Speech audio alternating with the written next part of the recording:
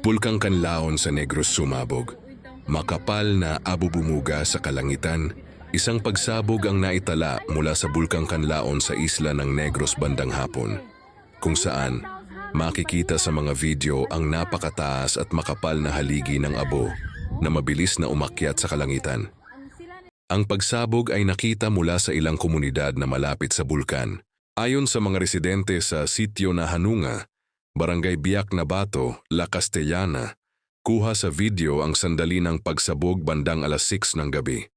Makikita sa footage ang kulay abong ulap ng abo na patuloy na lumalawak habang umaakyat sa itaas ng bulkan. Batay sa paunang ulat ng mga awtoridad sa bulkanolohiya, ang pangyayari ay isang moderate explosive eruption na nagbuga ng makapal na volcanic ash plume na maaaring umabot ng ilang kilometro ang taas. Patuloy na minomonitor ng mga eksperto ang sitwasyon upang matiyak ang kaligtasan ng mga komunidad sa paligid ng bulkan.